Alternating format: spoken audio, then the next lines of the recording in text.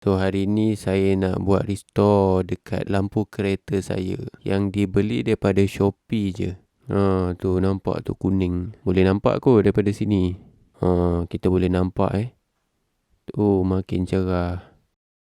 Alright, tu nampak tu dah cantik dah, tak kuning. Bolehlah cerah sikit.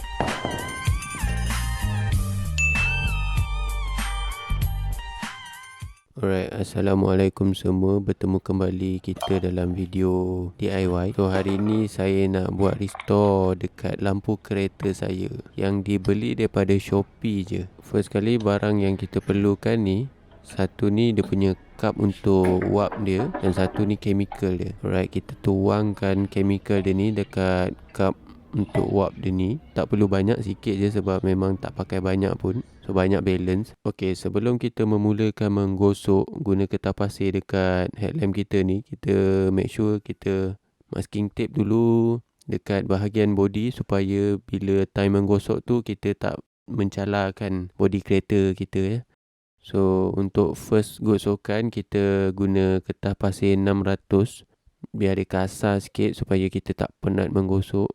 Gosok dengan sedikit tekanan. Tu nampak tu kuning. Boleh nampak kot daripada sini.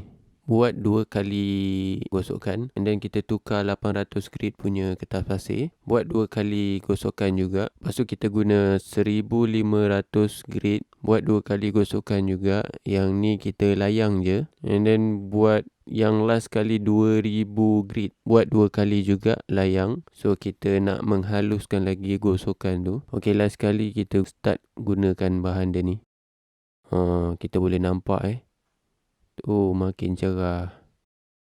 So saya tak pasti berapa lama benda ni boleh tahan untuk kereta, tapi yang pastinya kalau kereta yang jarang basuh, selalu kotor dan jarang basuh, memang akan cepat kuning lah. Tapi kalau kita pandai jaga, insyaAllah tak kuning, bolehlah cerah sikit.